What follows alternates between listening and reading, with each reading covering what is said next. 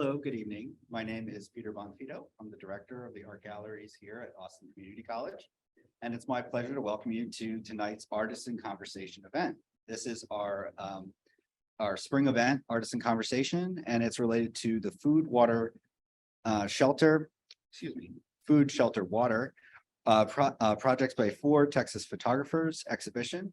And tonight we are joined with our 4 photographers that we're featuring in this exhibition: Veronica Cardenas, Cindy Elizabeth, Stephanie Dupree Ruth, and Jamie Robertson. So I'm really happy to have all the photographers for this fantastic exhibition here in the gallery. So we're doing our session today in the gallery, surrounded by the photographs. The exhibition runs through June. So if you haven't seen it, those of you on Zoom, please come to ACC between now and June to see the exhibition. For our Zoom audience, we will be doing a Q&A after I talk to all the photographers for a little bit. So if you have any questions, please go ahead and write them in the chat and we'll get to them at the end of the session. Before we start, I really want to thank our events team and the whole TAG team. We had an incredible install team as well for this exhibition. I want to especially thank Nicole DiMucci for all of her work getting this event organized, as well as Olivia Spires, who is our event coordinator, but also does many incredible things for our educational programs and has worked with our gallery interns to create gallery guides and a lot of other educational materials for the exhibition. I also want to thank our curatorial assistants on this exhibition, Macy Knight and Norma Bickmore, who have done a lot of really great work for us as well. This exhibition was a collaboration between the art galleries at Austin Community College and ACC's Department of Professional Photography. The DPP partnership was really great, and I want to especially thank Brett Brookshire and Maya Buck for co-curating this exhibition with me. And I also want to thank our TLED staff and our interpreters, who you'll see on Zoom, our sign language interpreters. Okay, so the exhibition itself, just a little synopsis of it. Food, Shelter, Water is an exhibition featuring 4 Texas photographers who, within their works, address themes related to our most basic human needs, presenting images from Egypt, Latin America, East Texas, the southern border, and Austin. These photographers offer a look into the diverging ways in which we interact with our social and physical environments. Regardless of the hardships we face, we all have experiences that speak to our shared humanity. So that was really the premise for the exhibition. And so we were really lucky enough to ask 4 photographers, and they all said yes right away, which was we were even more lucky to have. And so we're really excited to be able to present this event. And so the structure of the event will be, we'll have 2 sessions. First, we're going to have Cindy Elizabeth and Veronica Cardenas and in a conversation, and then we'll switch and Stephanie and Jamie will come up to the stage in a little while. So Cindy Elizabeth, right here to my left, is a freelance portrait and documentary photographer living and working in Austin, Texas. She is an alumni of ACC's professional photography program, and her work has been featured in major publications such as the New York Times, Bloomberg, Equal Justice Initiative, and Vogue. As an Austin native, Cindy is best known for her documentation of East Austin's Black communities during events such as Juneteenth parades and annual car club meetups. Much of her work reflects on themes of social justice while exploring the celebration of everyday life. Veronica Cardenas, also on my left, is a documentary photographer, video and photojournalist based in McAllen, Texas. Their work documents the journeys of migrants and asylum seekers to the US border and major publications, including the Texas Tribune, Reuters, the Wall Street Journal. A Mexican-born immigrant themselves living in the Rio Grande Valley has had a tremendous influence on their work. Veronica provides a global audience with context on migration's effects through intimate stories of identity and well-being. So please welcome our first 2 guests.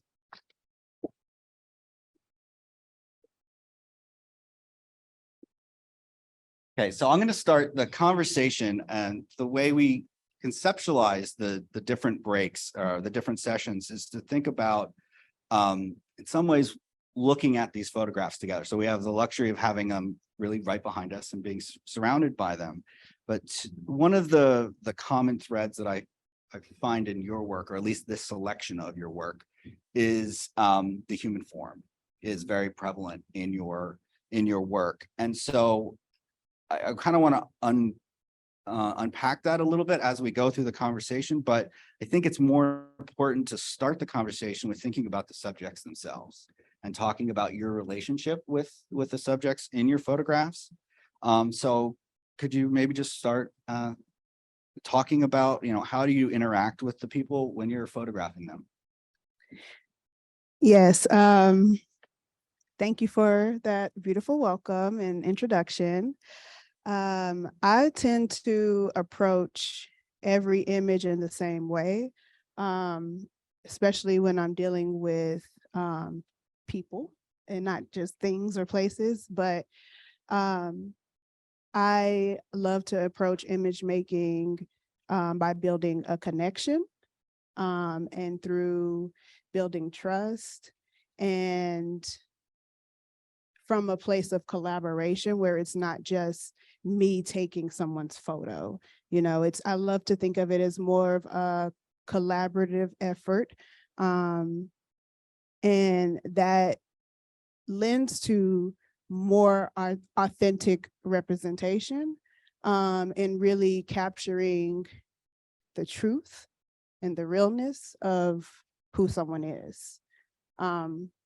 So practically, what I like to do is have conversations with people, talk about things that interest them, listen to their story, and share my story and things that interest me. And that is, like, for me, the most important part of documenting people, documenting communities, is making that connection so that it's not about me, but it's about who they are. But because you have that, because you're bringing yourself into it, so you're in those photographs to some degree. Do you feel like? I feel that I will have an idea of what I want, what I would like to imagine an image to look like. But as far as how someone wants to be represented, I'll leave that to them.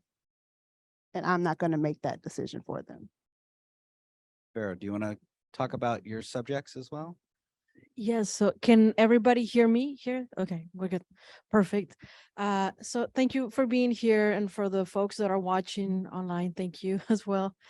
I think that every time that when I'm taking a photo or I'm talking to, well, in this case, migrants, I try to think of my sister or my brother, my nephew, my niece, my aunt, my grandma, and then just think about them, and if they were there, how would I be photographing them?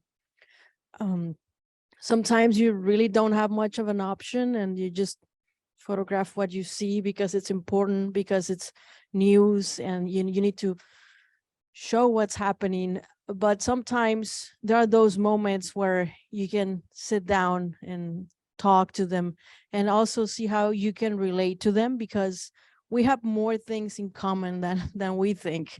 They just happen to be in this transitional state, for a little while, but that does not represent who they are.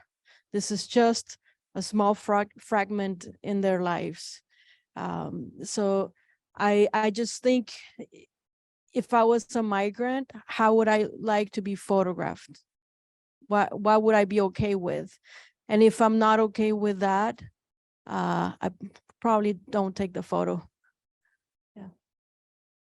And maybe if you could both talk a little bit about, sometimes who you're photographing and sometimes you don't, and how does that affect your process?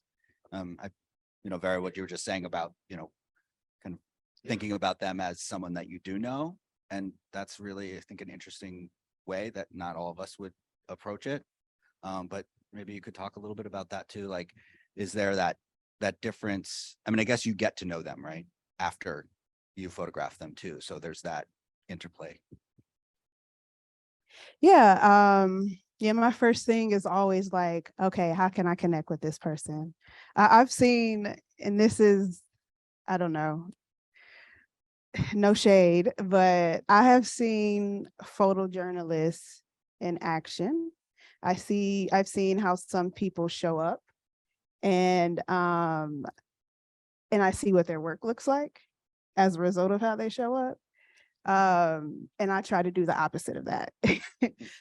Sometimes you can look at images and you can look at an image of that a photographer, made of someone and not see that person at all, not really like be able to connect with the person in the image. And that's because the photographer isn't trying to connect with the person in the image. And so some great advice that was given to me from someone who's an instructor here in the photography department, actually, Lizzie Chan, a few years ago was, let's see, I don't want to misquote her, but she told me, she said, the first thing that I do when I'm given an assignment to photograph someone is I do not go in with my camera out. I go in to meet the person and to talk with the person, and we will chat for 10, 15, 20, 30 minutes, if you have that long, before I even think about pulling out the camera. And so even when I don't have just time to sit around with someone, just little things like that, not going in with my camera out, aimed, and okay, let's do this, and taking the photo. So I feel like that is an approach, like a more humanistic approach to, making images, as opposed to just, a more technical, I have to take a portrait of this person, so let me just show up and take the portrait and then I'm out. Yeah, I'd love to hear your thoughts on that. Same thing. Approaching people, Yeah, yeah. of course. You have to first talk to them. Like sometimes I know I can take a portrait maybe in 5 minutes, maybe 10 minutes. But before I do that, I have to talk to the person, learn a little bit about them. My personality is like, I joke around a little bit, or if I'm gonna be in their home, sometimes it gets really awkward. So for me, naming how awkward it is really helps. For example, I was photographing this girl and I stayed there like till they were gonna go to bed, and it was so quiet. And then you hear the clothes move and like, and then, oh yes, I'm in the hallway. Yes, sir. Go ahead. Because the dad was gonna pass by, and I said, oh my God, I know this is so uncomfortable. But before I started photographing, yeah, I talked to the mom for like 2 hours. Because I was gonna be with them for 3 days. So I talked to her for like 2 hours, and in between these photos, I was talking to them and also like joking around and saying like, oh my God, this is so awkward. Or I would tell them, okay, so they could understand what I was doing. I would tell them, I'm gonna be your paparazzi for 3 days. So you just ignore me, you do your thing. And they laugh and they kind of get it. But yeah, always, trying to make that connection. And I always try to find things in common that we have, because we all have plenty of things in common. So that's what I always do, even though ideologically we might be completely against each other's beliefs, but we can always find common ground. And that has been very helpful, obviously, to make those connections. Sometimes you don't have time to make connections like that. Like when it comes to photojournalism, or if I'm at a migrant camp and maybe there's 50 people or 100 people, I will introduce myself first and say, hey, I'm so-and-so, I'm working for this publication. I'm going to be photographing around, so just want to let you know. And if you're not okay with photos, let me know. But I might not be aware that you're in the photo. So if you do see me, I mean, you're gonna see me, so you just be aware that I'm taking a photo. I might not be aware of you, but I try to make a mental note that I shouldn't photograph you, and then that's it. But when there's not large groups, I do that. So I tell everybody, introduce myself. So, and then I can work so much more comfortably. Yeah, that really pays off. Or sometimes they'll post for a photo because they think that that's what you want to do. So you kind of take the photo. And then when they get distracted because you already have their permission and you already made a little bit of connection, then you take the photo. Yeah, I've had the same similar experiences. Well, it kind of gets me to the next. I don't want you guys to feel like I set you up for this, but just kind of thinking about the subjects, but then also what also is really striking in your work is the human form and the composition. They're really incredible. And so that's like the other part of it, right? It's someone that you're getting to know, but then it's also the human form, and you're putting them within the frame of the photographs, and you do such an amazing job in compositionally. And so like, at what point is there a switch? It's like, someone, you're talking to them, and then you're just like, you're taking the photo and you want to make sure you get this absolutely amazing shot of this little boy jumping in the air with his arms out. At what point do you feel like you switch to that at some point when you're photographing? Could you ask that again in Well, a it's a different way, complicated, maybe? it's a simple question that I asked in a very complicated way, but just thinking about the composition, like the human form is such a powerful element in both of your work. And so I want to keep the conversation centered on the subject and the relationship and the content, but at the same time, there are these formal qualities to your work. And I just wanted you to talk a little bit about those and how do those things connect, or are they really separate, where you kind of have to flip a switch and be like, okay, now I'm just thinking about the photograph itself? I don't think I ever flip a switch. I think I try to do my best to integrate that the connection along with how I am making the image, how I'm framing the image as well. And Gretel, you spoke to this earlier about like thinking about, what is the most respectful way to document or to make an image of someone. And that's something that that's something I'm thinking about, while we're connecting in the beginning, while I am taking photos, in the moment. And also I'm doing that also after, I'm done with what I, came to do, is like, how can I most respectfully and compassionately and artistically give a dynamic, real, authentic representation of a person or of an event, of what's happening in the environment. So I don't know that there's ever a separation. And I think the connecting with the people you're photographing does a lot of the legwork for making a great image. And the technical part of, how you want to frame something or how you might want to pose someone, I feel like it's just still all linked together with that connection, because I can't just switch off that connection piece and only think about framing a body or posing a body. Because then, once you lose that connection, then it just really does not come through in the image at all. Yeah. I think once you make that connection and once you make people feel comfortable enough creating with you, then that's when you get the best creativity out of. So I think the question is about the framing, Yeah. right? Just Yeah. And that connection Yeah. that you have, Yeah. but then do you think about it formally, like all of your images, especially the one right behind you, there's these great silhouettes, and so, or with John Carlos, there's just this really beautiful way in which he's set in the photograph. And so how does is that a separate process, I guess, from understanding the subject? And so her answer is no. And Yeah. wonder Well, what your answer is. I think I'm not sure if if it's no or yes, but I think that when I photograph, I look for the light. So that's the first thing. I'm maybe not thinking of, I'm not making an interaction. I'll look around, I see, oh, that's beautiful light. So I think of that. I talk to the person if it's possible when I'm working as a photojournalist.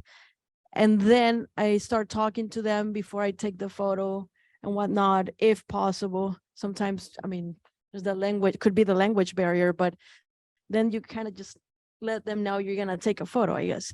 It depends, but it depends. So if I first see it, I'm not thinking about the connection. I'm first thinking of the light, how beautiful it looks.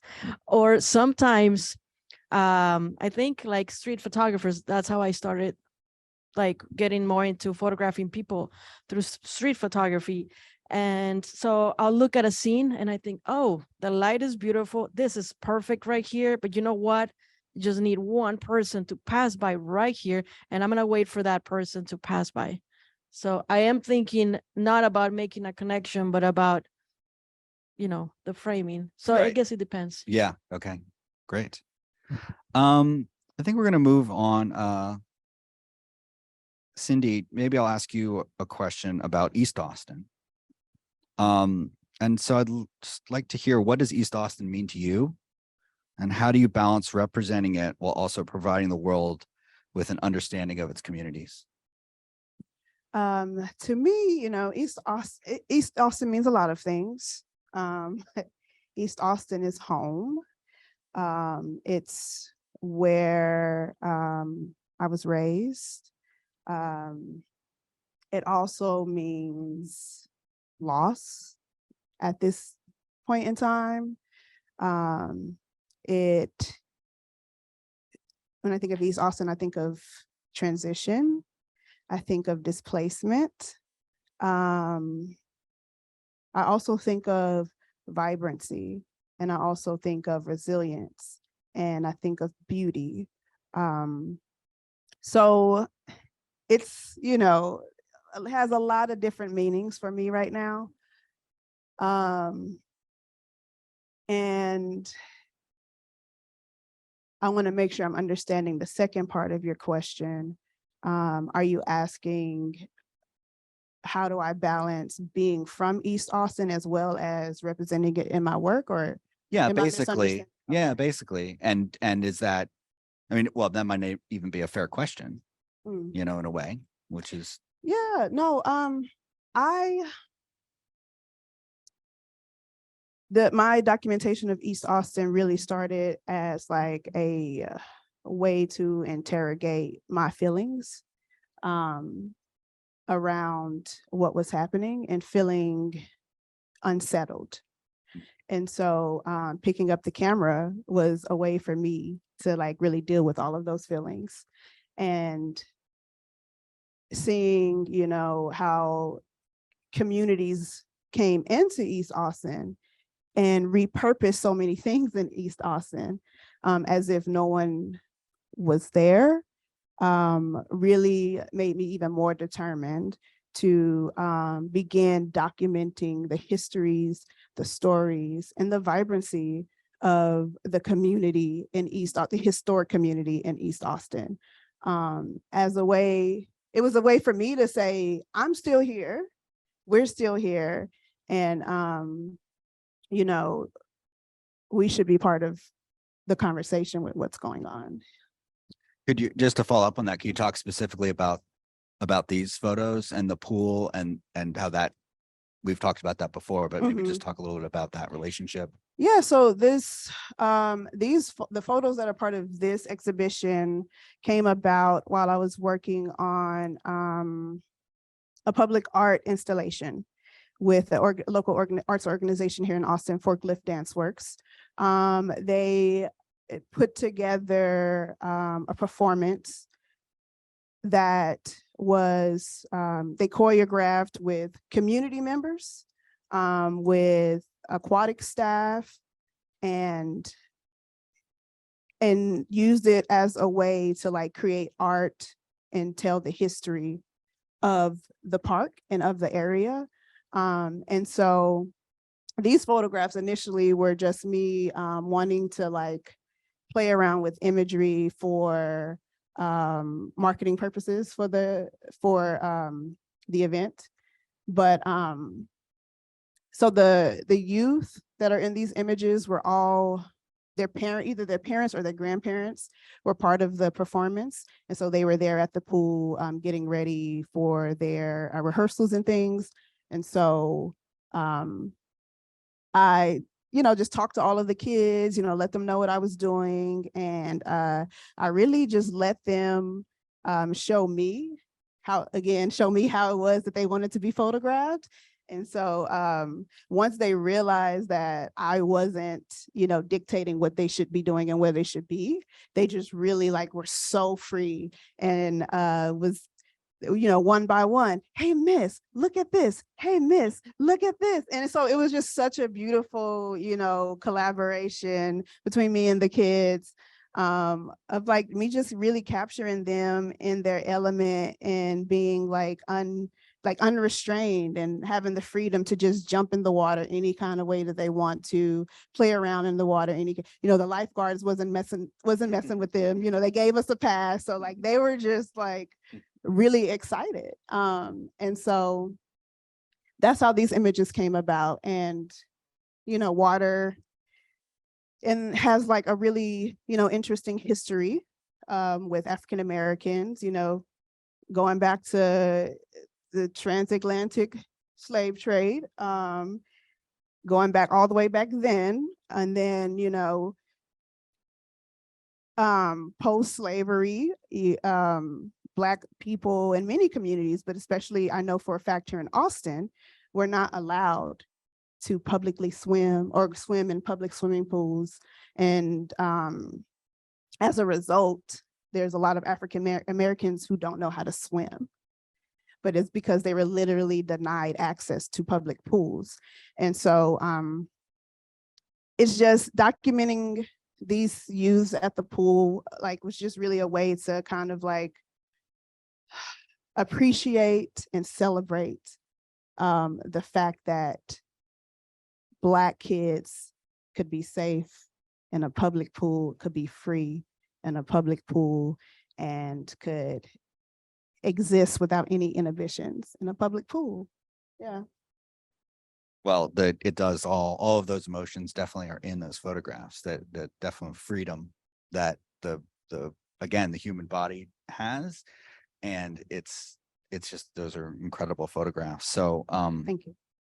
Vera, I want to kind of, I don't know, similar in some ways, but thinking about another element to your work, these photographs and many of your other photographs, there is a connection also to personal belongings and kind of materials that people have as part of the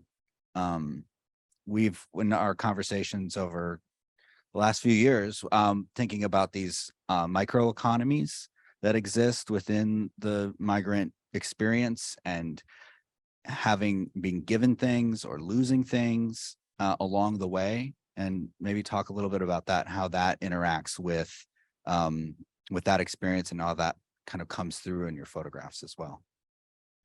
Yes, so I think very early on when I started photographing migrant caravans in 2017, so this was the year before they became known internationally, which was 2018. I traveled with them on freight trains collectively known as La Bestia, the Beast. And so I remember being one time the train stopped, and some of the folks there, they asked me like, hey, you want a Snickers? And I thought, oh my God, yes, that's my favorite chocolate. And when I gave it a bite, it took me back home. So I understood, oh my God, home is where they're at. And like, if you think of food, if you've been to other countries, you go over there and like, oh, the food might be great, but that's one of the things that you miss the most, food. And just giving that bite, my God. And I just started thinking of home. when I gave it a bite. And so migrants adapt, they learn to adapt easily to anything that comes their way. Like they'll have a backpack with a very basic belongings. And if you think of a backpack, that's all they got to make a living in for the next few days in wherever they're at, and to start a new life in a completely different country with a different language. So they carry the bare minimum of belongings, and a backpack is like very, very valuable possession too. Some people carry, their religious figures and things like that. I don't know. Yeah, What else? yeah. I want a follow-up question with you about photojournalism, but also think about the narratives that are depicted in photojournalism and in print. And what is your perspective on what the relationship between the press and the audience and the migrant caravans, like how do you want people to understand that relationship, like what the press is doing and how they're documenting the migrant journeys? So I already talked a little bit about this, but one thing that I think that everybody should maybe keep in mind is that this photo right here doesn't represent Victor and his daughter. This is just one day. That girl was turning 1 year old. That was her first birthday, and she spent it traveling on this freight train. That's not who they are. That this is not them. This is just a little fragment in their lives. And when you look at the news, so keep that in mind, that this is not it. That's not all they are. They are parents, they are daughters, and whatnot. So that there's so much more than being a migrant. What you're looking at is, okay, this is the news. These are the news. This is what happened. But they also have, we often think of migrants as them wanting things we have, but sometimes we want things they have. I learned that when I was doing a project about migrants that met at a migrant camp, and they started dating, and I thought, oh my God, I wish I had someone. I wish I was dating someone. So that's when I understood, like, oh my God, sometimes they got things like I wish I had. And so to not think of them as often as wanting. Also, what we see on the news is kind of very superficial, just so you have an idea of what's happening. That's not it. When many of the things that you learn about them and the reasons for which they leave, you need to talk to someone. You need to be there in person to more fully understand. I've heard people say, oh, but how can parents send their kids by themselves across the border? Why didn't they stay with them? I can't judge them because I've never been in their situation. And honestly, I don't know what I would do if I was. So I think that just to understand that they're doing the best they can. If the best you can do to provide for your kids is to send them across alone, you don't know what those kids would be facing if they stayed in their country or if they stayed at the migrant camp. So I think that we should always take everything with a grain of salt and not judge, their decision just because us being privileged living in a first world country, we wouldn't do that. They live in a very different world. So what you see in the news is not it. It's just a very basic understanding. So there's always more to it. Yeah. So just to just one more point, and if either of you want to comment on it, but I feel like what you both do is you do certainly show the realities of different situations, but at the same time you both really focus on those moments of joy as well. And those, like, your photographs are not all about hardship in many cases. One of the, we did a book project a few years ago. And one of my favorite photographs of yours in that book is the group of women that are playing together, like they're sitting on bunk beds. And it's a wonderful, it's just a great moment, and it could be almost anywhere, but and so, and Cindy, I think you do a very similar thing where you look for those moments of joy, you know, and that is again what kind of connects. And it also from a viewer's perspective, right?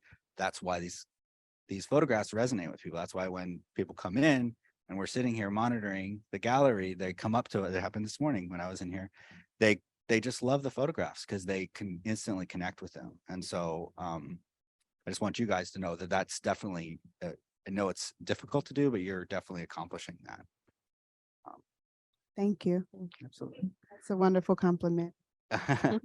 Okay, so we're gonna take a 5-minute break. So for those of you on Zoom, please hang out. We're gonna have a slideshow, I think, playing.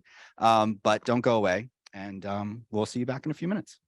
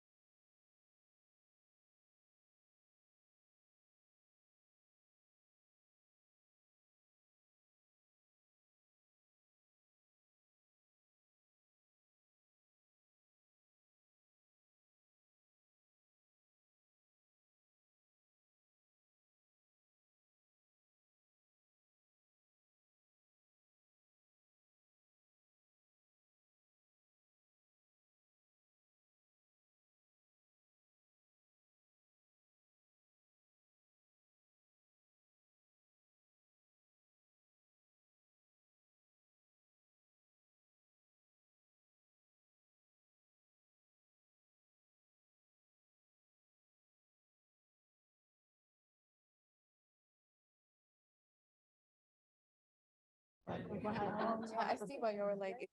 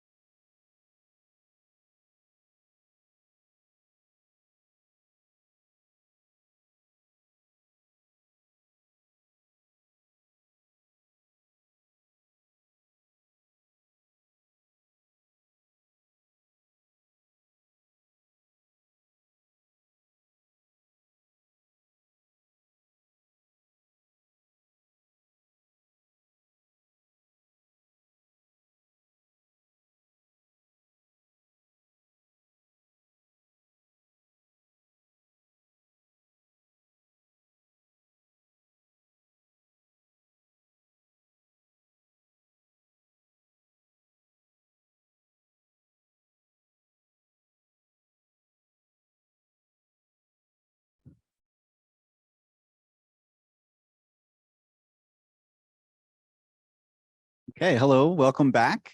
We're in session 2. I'm going to introduce our 2 photographers, and then we'll start our discussion. So on my far left, Stephanie Dupree Ruth is a freelance photographer based in Austin, Texas.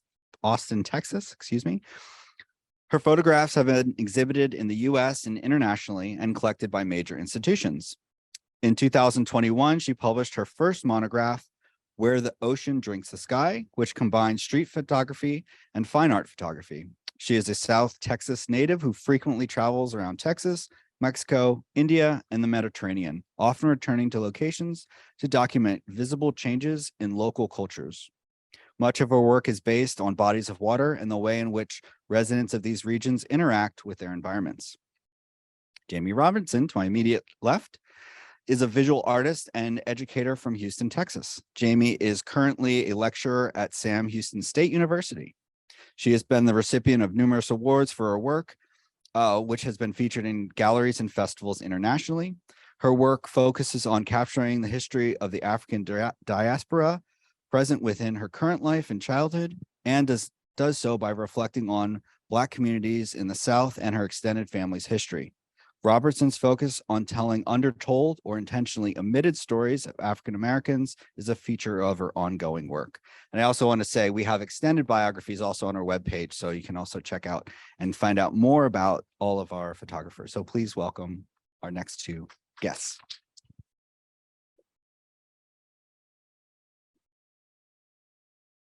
Okay, so this session, the last session, we talked about subjects and the human body a lot. And I'm certain we'll talk a little bit about that in this, but this session, the conceptual framework for it is I want to think about place.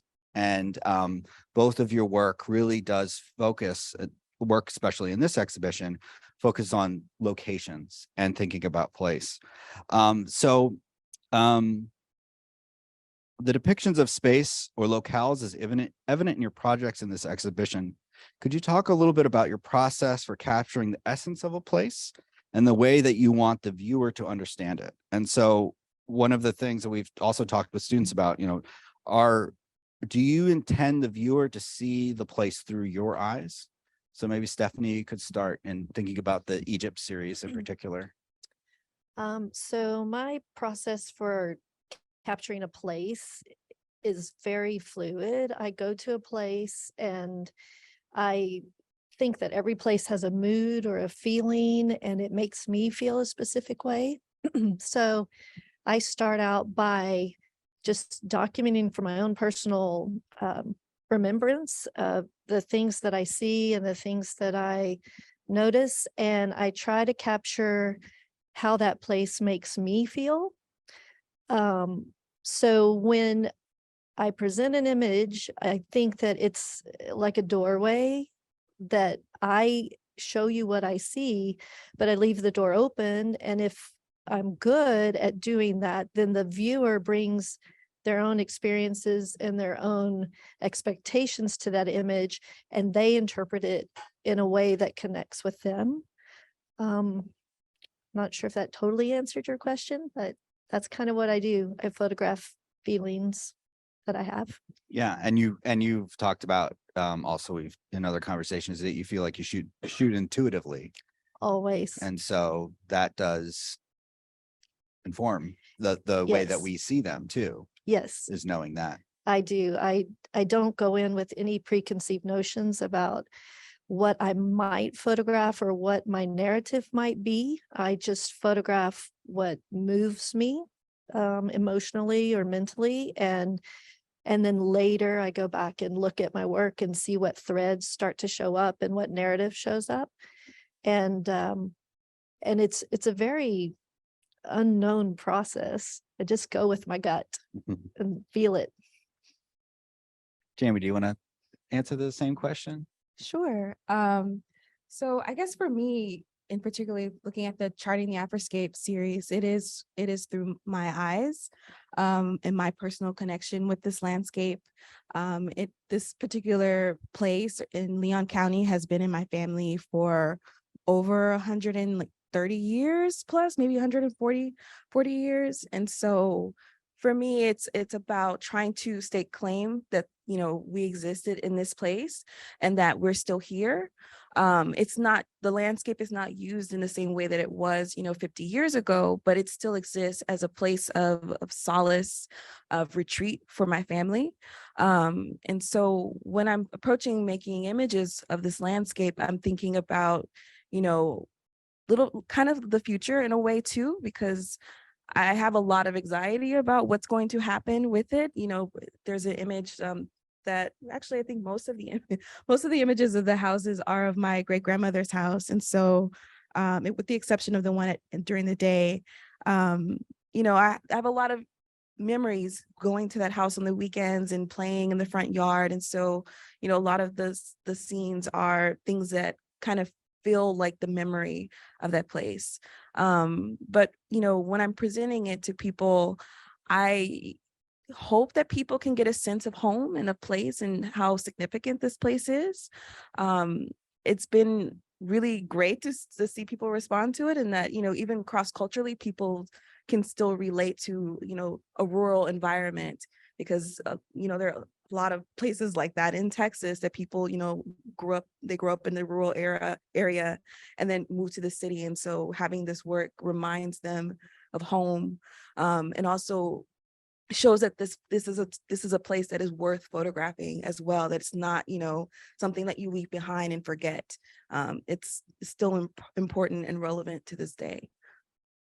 Well, I think the kitchen sink image, I think everyone can relate to it. It's such a beautiful photograph. The light is extraordinary. And then just seeing that, you know, seeing the landscape outside it is just, I mean, I think that's so universal that Mhm. everyone can really relate to that. I kind of want to continue with the idea of landscape, and Jamie, maybe just, you know, sticking with you. So another part of the work is, you know, the evidence of human action in an environment, but also natural beauty. So how do you feel your works demonstrate an interaction between people and nature?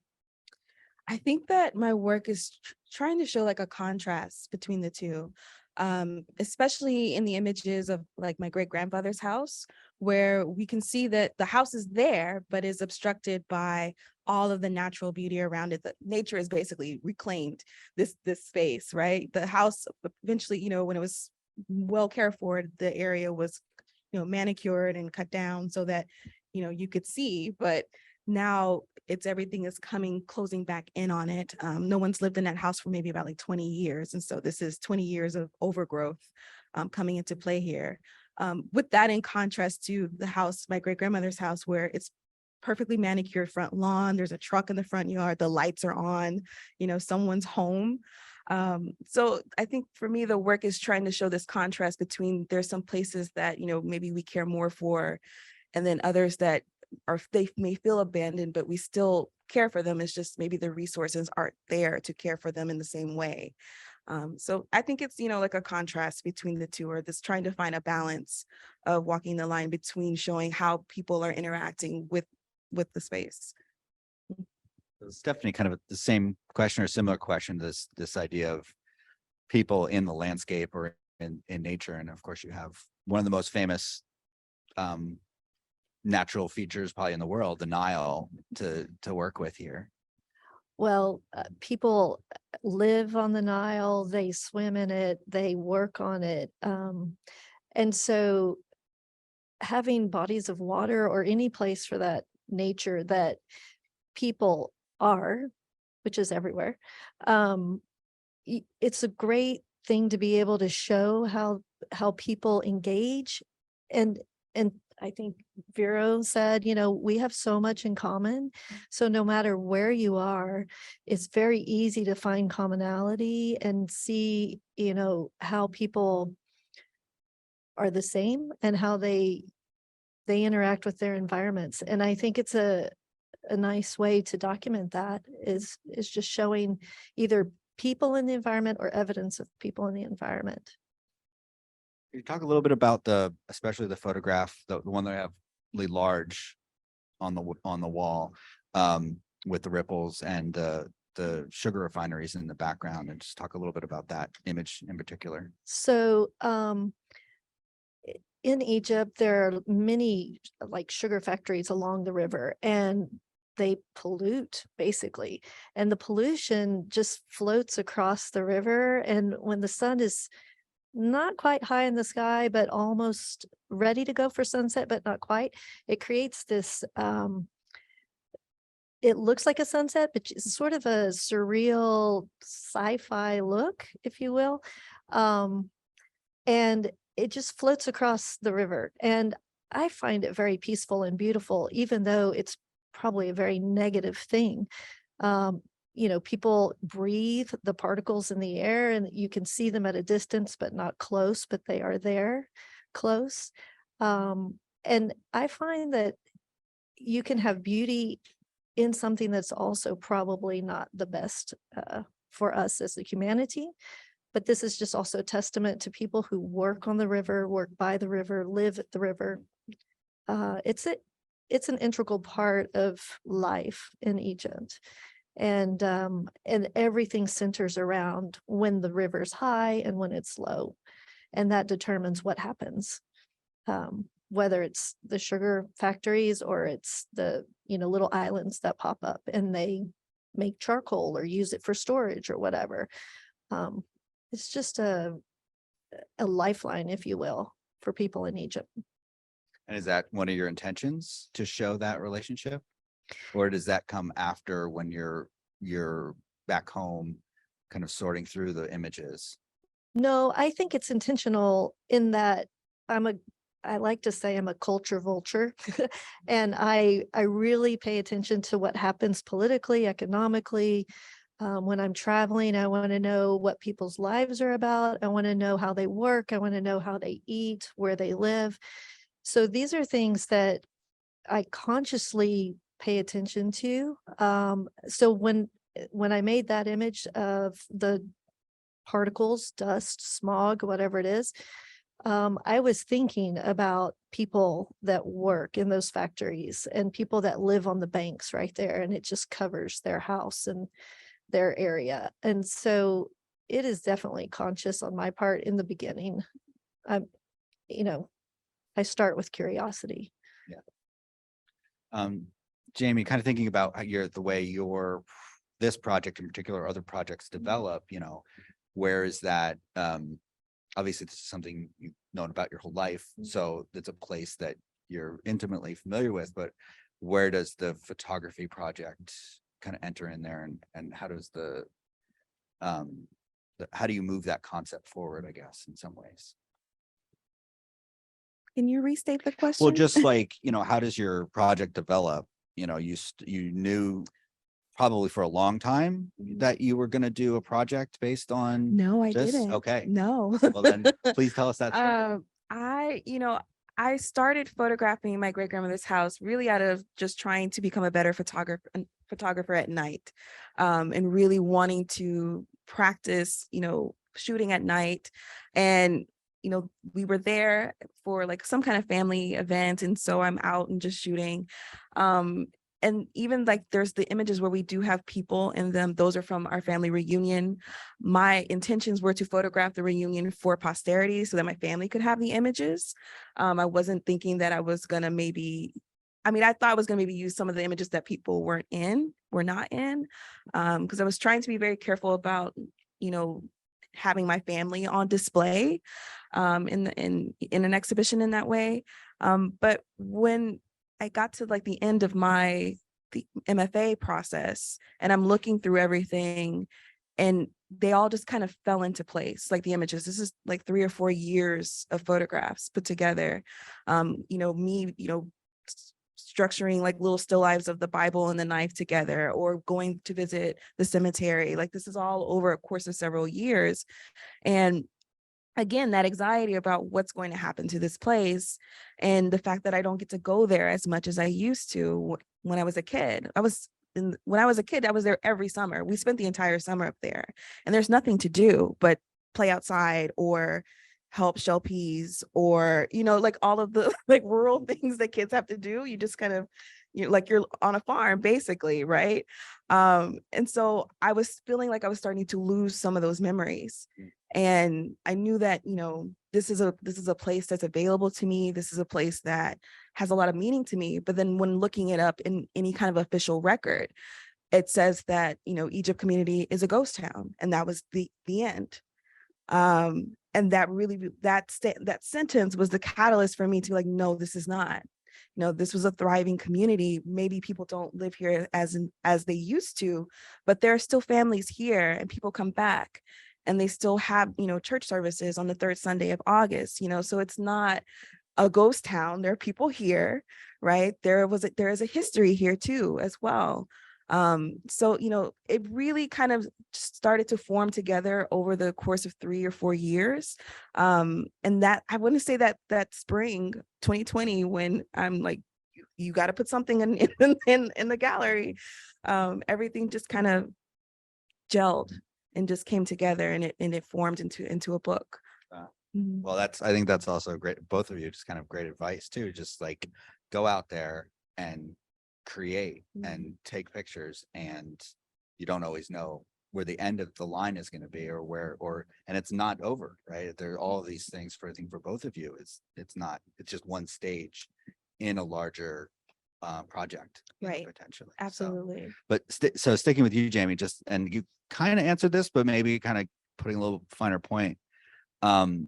Artistically exploring the African diaspora, how do you feel that your personal experience and your family's history, how do you feel like that contributes to a larger national dialogue that's happening? I think that, it's kind of us. I don't know. I tend to think about the African diaspora as these little archipelagos of Black existence throughout the globe, like where are Black people making things, living, creating, and what is it like for them in these different places. And I wasn't seeing that being represented for East Texas, or at least the county that I'm from. And you can wait around for someone else to do it, or you can do it. And so I decided that I wanted to share this work with the world, because I felt like it adds to this greater narrative of Black people in Texas. And then it adds further to the narrative of Black people in the South, and then to the United States, and then as a whole globally, about like Black land ownership, right? And even thinking about like how did Black people live in the 1950s and 60s in this area? My mom grew up there, right? And her experience of living there, I always heard it growing up my whole life. My grandparents talked about it very openly, about what it was like living off in this community. They were relatively left on their own, but they're surrounded by family and extended family. And so I wasn't really seeing a lot of narratives coming like that out of the that are even nationally about Black people. It tends to usually focus on a more urban environment, the city. But that's a very different, even though I grew up in the city, but I also have this rural experience, like I feel kind of caught between two places. And I wasn't really seeing that being represented.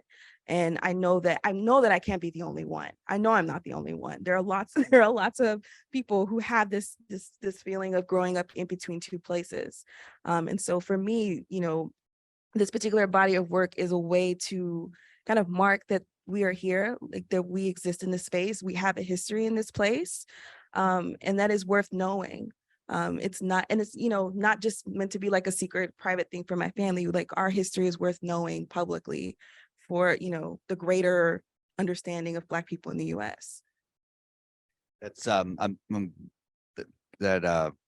brings to mind some of the conversations the curatorial team had, and thinking about the idea of shelter and what that means, and the fact that we can think of community also as a form of shelter. Absolutely. And that is another way that we, looking at all of these photographs, thinking about the need for shelter and the need for community, and how those things are very strongly connected.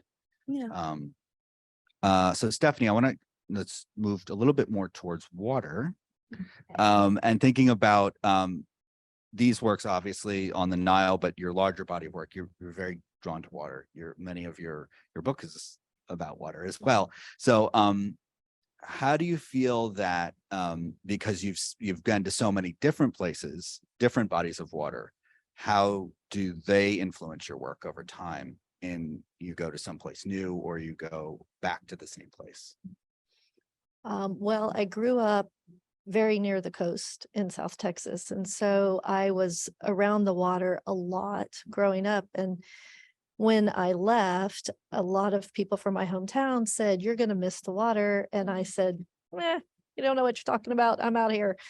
But I found that as I move through this world, I'm constantly drawn to water, and I'm constantly drawn to situations that are familiar, in the sense that I went fishing with my grandfather, and I spent a lot of time at the beach or on rivers. And so I tend to go back to those places over and over, not only to understand how it's different in other parts of the world and how other people use water in different ways, or enjoy water in different ways, but also to find myself in those spaces. Because I think a lot of times when I travel, I'm really looking for, how do I fit in this specific spot, and how could I be a part of this particular locale? And so I find that as I keep going back to water-based locations, my imagery tends to get a little softer and a little more intimate and a little more personal. The water tends to start showing up in ways that maybe I remember from my childhood, or that I remember from other places in the world. And I might consciously or subconsciously project what I saw in one country into another country, and see if it fits, and see if it feels good or not. So I think that's how the water influences what I do. And it also gives me a great sense of peace. I feel so relaxed. And so making photographs is very easy near the water for me, because it just takes any kind of apprehension away. It feels very connecting for me personally. And the light is very interesting as The well. light is always interesting at the water, and under the water too. So that's really cool. Yeah, we had one of our most difficult choices when we were doing selecting the images was to figure out which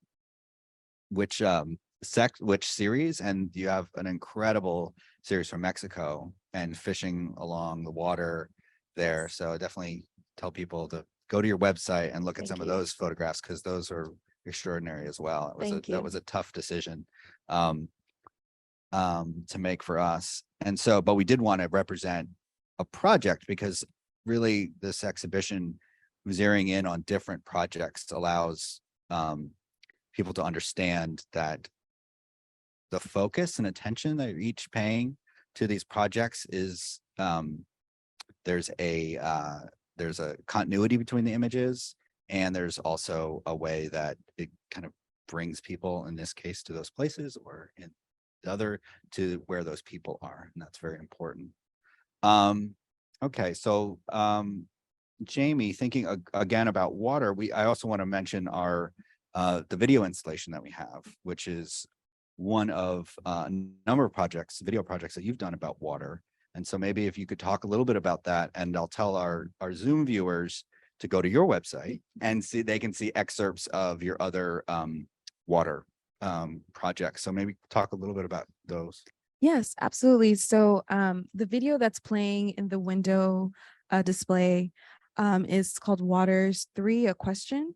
And it was shot in Biloxi, Mississippi, at the site where there was a wait-in. And so wait-ins were when people were during civil rights, you know, of course we've heard of sit-ins. People go to the diner, you sit and you wait to be served, but you know, a lot of times they were harassed and thrown out. There's a similar thing happened at the beaches along the Gulf Coast. And so, you know, I went to Biloxi on this trip with 2 other artists. Well, we were actually going to Mobile, and we were doing a lot of like historical tours, and we were at this place at sunset. And I remember sitting there and thinking about like, how do you even possibly try to segregate water, something so fluid, right? And something older than we are, right? All of the water that has ever existed and will exist is already on the earth. They're not making new water. It's already been here. It's all, this is all we got, right? You know, so I began thinking about like the history of water and, you know, what could it tell us about ourselves? I mean, of course, there's the environmental impact, but there's also a way, I think, more spiritual or poetic way to approach it. And so that video piece is really a reflection on that question of how do you segregate water, and also informing the audience about the wait-ins, because it happened in not just in Mississippi, it happened in St. Augustine, Florida as well. And I'm sure also in Texas, just maybe need to do a little bit more research, but there were segregated sections of beaches that this is where Black people can swim, or you can, you know, and it's usually the worst part of the beach that's like jagged and rocky and nobody wants, you know, you fall, you could hurt yourself kind of area, right? But being in that place and then also seeing the diversity in Biloxi at that time of people who are at the beach in that moment when I was there in 2021, you know, I just really was really baffled by the attempt, or, you know, to even try and segregate something as fluid as and natural as water. And so, you know, this video piece is the kind of culmination of that reflection. That's great. And as I was telling you earlier today, I mean, it's people have just been walking and by it and stopping and watching it. And it's been a really nice addition to the exhibition. I think we're going to wrap this session up. And so I want to thank both of you again, and I'll see you just in a few minutes, and we'll bring our other 2 photographers up and we'll have a really short 2-minute break. So those of you on Zooms, please stick with us. We'll be right back.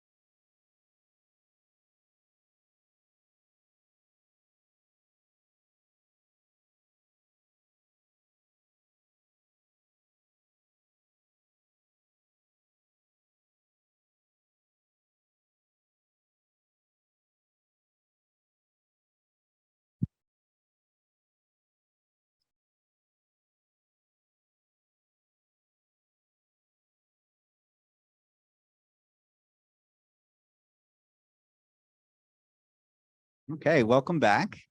I want to again thank all of you for participating in this event. It's been great so far.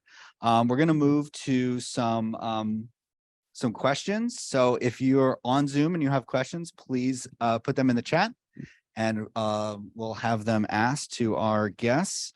But I want to start with maybe just a general question that for all of you, which we haven't directly touched upon, but we've certainly talked a lot about photojournalism. And I want to think about the relationship between photojournalism and fine art photography. And so maybe get your perspectives on that. If anybody wants to start off. It's a hard question. Very difficult question. So I think that both are, I can't separate from one from the other, because I think I consider myself first an artist and then a photojournalist, because every time I'm taking a photo, I'm thinking of the elements of design. I took a art appreciation class early on when I began my career, which I changed majors several times. But that's one class that I took online, and it really had an effect on me. I'm never been an art major or anything like that. And of course, I continue studying like other photographers and their work. But every time I take a photo, I'm thinking of balance, rhythm, and all those things. So no, I can't separate them. Anybody else want to take that difficult question? How do you feel about the two? Yeah, I would say I would agree. I agree with Vero. Art inspires my images. Like, I'm always thinking about the images that I make artistically, whether it's, making portraits, documenting an event, or documenting a community, whatever have you. I'm always thinking about like how the light is shining, or the framing, or am I noticing symbols? Am I noticing patterns? I think the artistic side is always informing the images. Yeah. I tend to agree with that statement, with both statements. I think that the only possible difference would be with fine art, you have the liberty of changing a lot of things. There are no rules. And with photojournalism, you need to be, as honest is a tricky word, but you need to represent what you see without deleting people or specific objects that are important to the image. So I find that if you're a fine artist, but not a photojournalist, you can do whatever you want. And it's very liberating. I'm trying my hand at that at the moment. But I do agree that when you're documenting things in the world, people in the world, places in the world, you're constantly thinking about the artistic aspects of what your image will ultimately be. And that's also, I think, very respectful of what you are photographing as well, and putting it in its best light. I guess that to just kind of confer with everyone has said, they definitely are related together. You can't really separate them.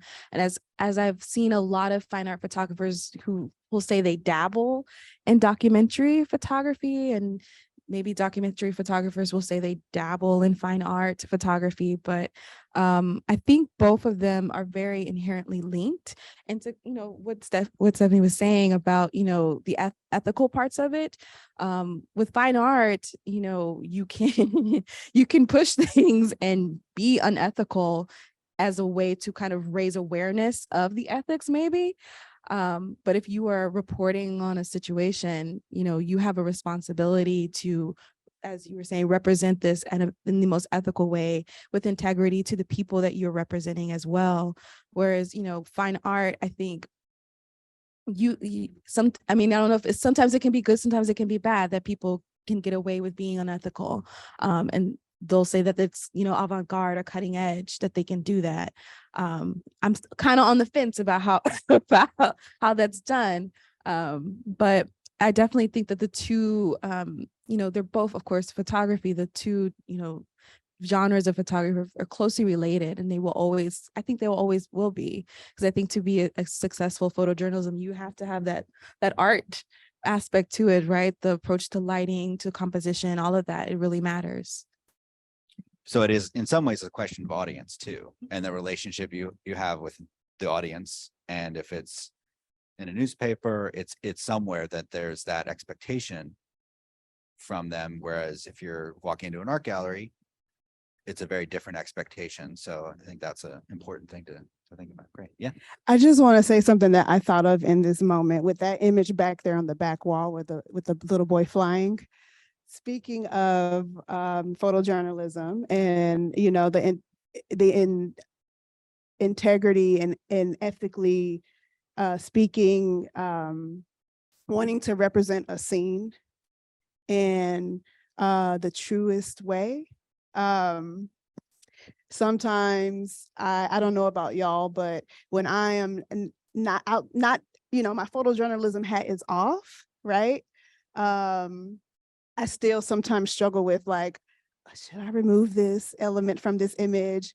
I played around with the photo on the back wall. I played around with the little boy that's underneath the right arm, removing him. And I was like, no, it just doesn't feel right. But I don't know if y'all have that, you know, that struggle as well. Like when you take off the photojournalism hat, the photojournalist hat, and want to approach your work like just strictly artistically and think about what looks good,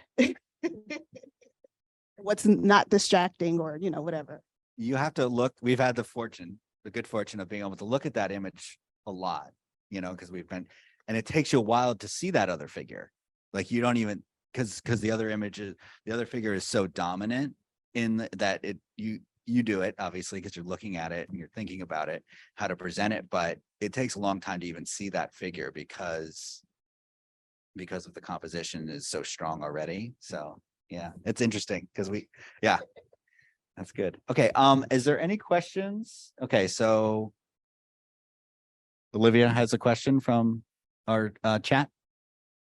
Yeah, we do have one question in the chat.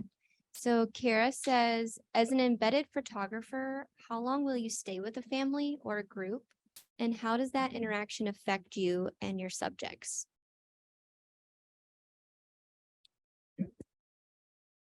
When I follow the migrant caravans, I did it twice. So I was with them for like about a week each time. And those were not assignments. That was my way of starting to just be a photojournalist. I thought, oh, well, I need to have a portfolio. Well, let me do this thing. And I was with them for like about a week or so, but I at the beginning, I was kind of like all over the place. Didn't know. Then I went to a portfolio review and they told me, okay, these are great photos and you know everybody's stories, but like, how about you focus in one group? So the third caravan, which there are no photos of that caravan here, I follow a group of trans women that were trying to seek asylum. And I was with them for 3 days. I just hang out at the beginning. Like Cindy was saying, like I did not take out my camera, just hang out with them. And then they let me into the group because they had been photographed for weeks. Every photographer was after them, but I was able to create a stronger bond, and they allowed me to be with them for like 3 days. I'm not sure if that's kind of answering the question, but yeah, and then just try to establish those bonds and find that commonality or commonalities, and yeah, then you make photos. Any questions from the audience?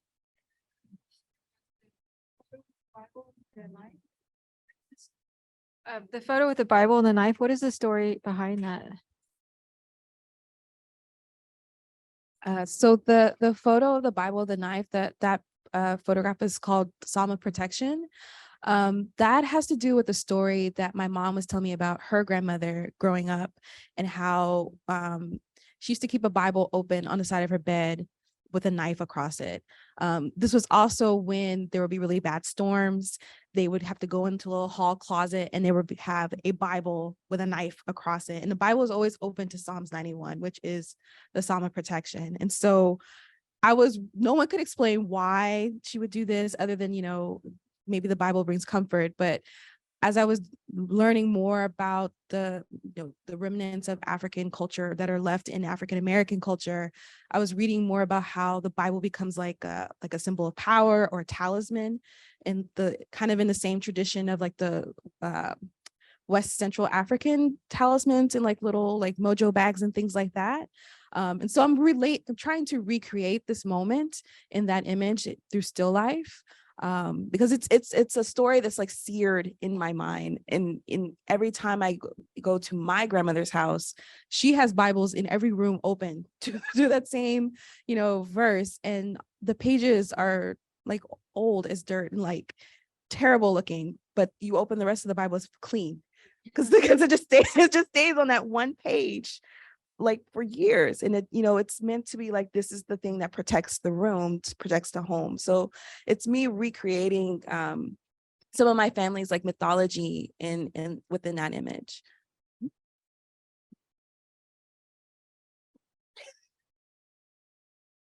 I have another question for all of you, which we've definitely been kind of hitting on in different ways. So all of you have some works that are displayed in various forms of media, including recorded interviews made in conjunction with photo projects, original video projects, feature films, documentaries, printed books, highlighting particular photography projects. So how do you maintain your artistic intention and message throughout these different forms of media? So basically the idea is that your works are sometimes in book form, sometimes they're in a gallery, sometimes they're video projects, sometimes they're in a online newspaper or other media. And so because it's a digital format, right, is another part of the question. You don't, how does that affect their process, I guess? In the making or in the kind of the way that you want the viewers to have access to it? Well, I had an answer, but I think the question changed. I was going to say that for me, I firmly believe that at some point in time as an artist, you find your own demeanor, you find your own voice, which a lot of people talk about voice. And I find that whatever I do, the essence of who I am as an artist comes through, regardless of the medium that it is presented in. And whatever medium is used is just a different tool to push the work out so that more people can see it and enjoy and interact with it.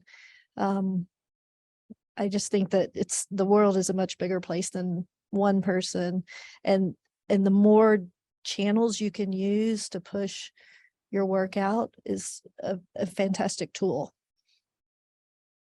Great. Anyone else want to talk about that?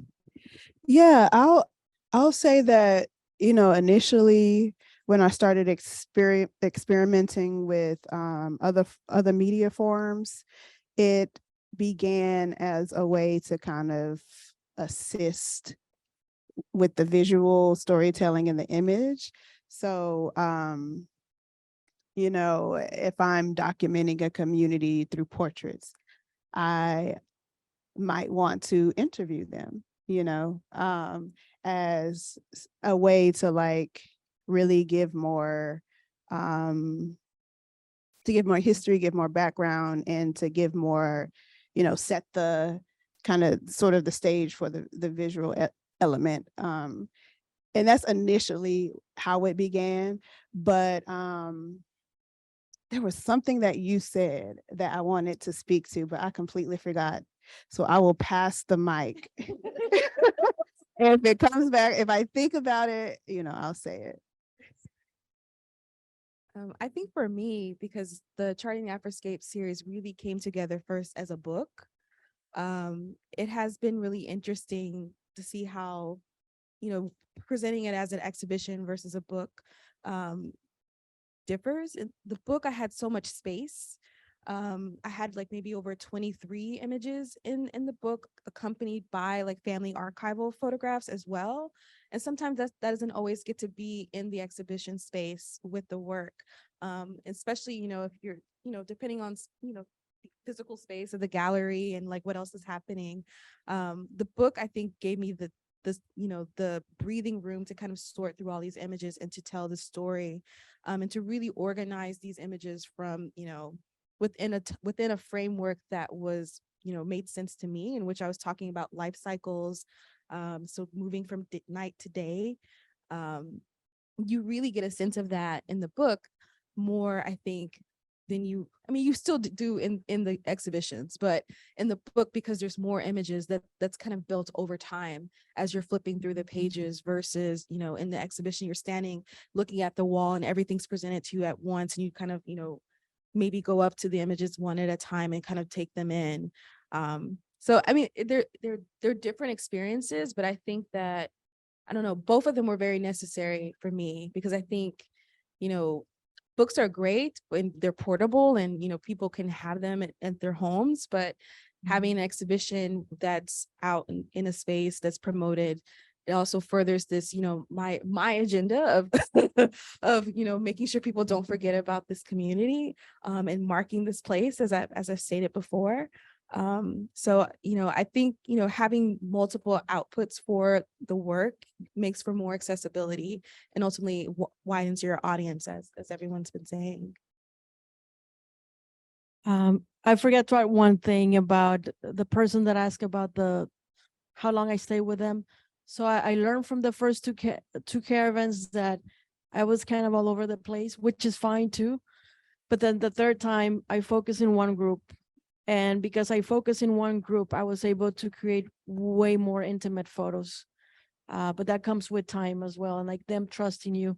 And in regards to the last question, I'm gonna say two things. So first, speaking just from the technical point of view, sometimes a story makes more sense if you do video, and sometimes photos are better, period.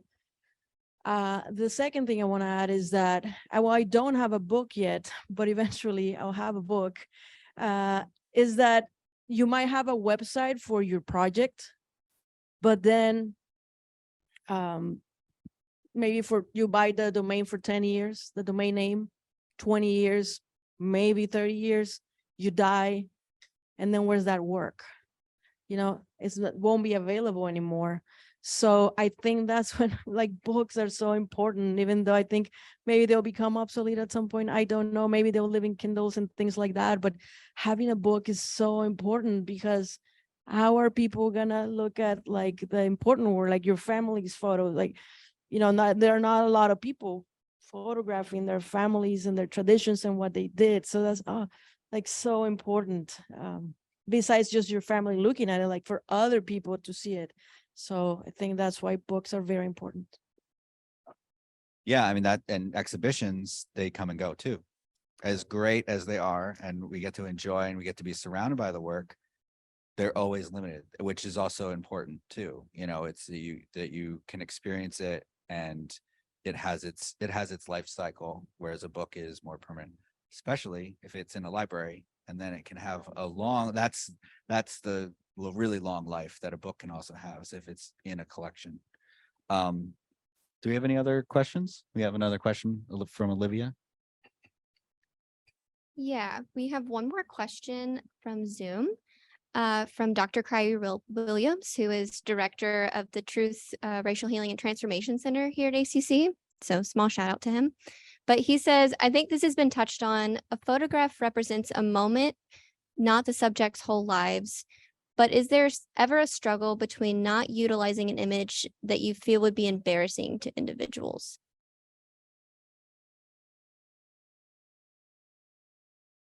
I think that it depends. So I photographed this young girl that almost drowned in the river.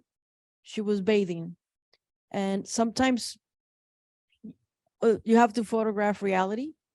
And that's what happened. And it was important for people to know that that happened. After that photo, and after that happened, they organizations gathered together and they put showers in the migrant camp. It was a really, really small change. Maybe they're very, very micro, but it did make a change to know that that happened, to also see the images. So sometimes, yeah, you have to do that. And yeah, I guess it all depends on the situation. Yeah, I think I would agree, especially in the situation like that, because it can really affect change for the conditions for people coming after that happened. For me, for that my series, I was photographing my family reunion, and there's definitely some images where I'm like, I maybe shouldn't put this picture of my uncle with all of these like bottles on his truck, maybe like that's not, we'll just, so there is, some editing of wanting to kind of, I don't know, not want to promote like a negative image. But but I struggle with it because, some of that is the reality, right? Like people go to the reunion, they're there all day, all weekend. People have drinks. Some people have maybe more to drink, they're having a good time.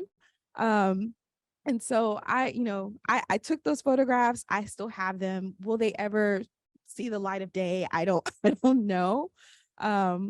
But it is a struggle sometimes. And in my case, it would be, I think, more because it would be more, I think, embarrassing for my uncle to have that image floating around versus, with your situation, like that actually improves situations for people. So I think it also is like if it's personal or if it's, you're photographing to bring awareness to a situation like that makes a big difference as to why you should take photographs of certain things than others. But it's also about, and there's a difference between taking the photograph and then putting it out there. Yes. And that's not something you always have to think about Yes. while you're taking photographs. Absolutely. Yeah. And I would just say, as a side note, there are some photographs that you make that are beautiful and you fall in love with that photograph. And then that person says, you can't put that out there. I refuse. I don't want it out there. And so there are photographs I'm sure that we all have that we've made that are just stunning in some way or another that no one will ever see because out of respect for the person that's in the image. Yeah, I agree with, everything that was said. And in my experience, sometimes it's been making a decision around, as a queer person who's, in queer communities often and, documenting other queer people. Sometimes you may have a photo of someone in a way that they are no longer presenting. And so that is like one of the examples that I can think of that I've been faced with. And, you just have to respectfully, like, it's no matter how beautiful the image is or how much you love the image, at the end of the day, I wouldn't make the decision to display the image, at least without talking to the person first. I think in some ways that gets to our earlier conversation about photojournalism and fine art photography. That's probably another line where in fine art photography, there are photographers that would cross that line. Whereas in photojournalism, you have that a different relationship with the subject in a way that I think is another important part of the conversation. Do you have any other? Okay, so I have one last question for all of you. So what piece of advice would you give to young artists and photography students? experiment with all different forms of art. If you're interested in something, figure out who you can connect with or talk to learn more about it, to play around more with whatever the form of art is, and to grow, invest in your interests. It's okay to invest in your interests. I went to undergraduate and came out with a business degree, right? And I have regretted it every day since. I didn't know that it was okay to really invest in what brought me joy and what was actually of interest to me. And so that would be my advice. Whether it's, you're paying for a workshop or you're paying for a class or you're, whatever it is, invest in your interests and don't be afraid to experiment and grow. And I would say, do what makes you happy. Don't follow trends and don't if you have to do a photo shoot and it's a paying photo shoot, for example, to pay bills, of course you have to do this, but your number one priority, I think, as an artist is to do what makes you happy. And if you do that, it becomes a universal thing. Trends come and go, but your happiness is super important. So follow it. I would tell students, I think I have two things. To brace uncertainty, you don't have to know all the steps of how you're going to get somewhere. You just have to take one step at a time. And then also to read more. Read anything, everything, science fiction, scholarly articles, all of those things are really, they feed your mind and they end up, influencing the way that you work and create things. And so I would definitely encourage people to read more, which should be, you're in college, it should be a given, but I teach and I know our art students in college don't want to read. They don't want to read. They don't want to read anything. Books on tape. Books, even a book on tape. Yes, there's Audible, something, but definitely, engaging with other mediums like literature, go see a play, like all of those things can help influence how you're going to make things, how you approach your own style and creating your voice as an artist. Yeah, so I'm gonna give, I guess, advice as if you're a photographer, maybe, not so generally speaking about artists. Yes, like try, like Cindy said, like try every kind of maybe photography, because I tried many. I did nature. I just didn't do sports, but every now and then I'll get an assignment where you're doing a little bit of sports. But yes, try everything, and also look at other kinds of artwork like sculpture, paintings, and look at that. Also, I used to love to watch like Mad Men, the TV show. I love the photography there. So sometimes I would just pause the show and then take a picture of the frame, and because I just loved it so much, and then try to deconstruct the image and think, okay, why did I like this image? What elements were there? And I would also do that with famous photographers, just looking at their work and try to see everything in the frame, like, oh, what I like the most and this and that. Wonderful. Okay, so it's explore, it's do what you like, it's read, and it's look at so many different things, right? Excellent. Thank you all so much. This was a really great event. We had an incredible conversation here. If you haven't seen the exhibition, please come if you're on Zoom. And I just want to again thank all of our guests for sharing their work with us and for coming here tonight and giving us this really great event. Thank you. Thank you.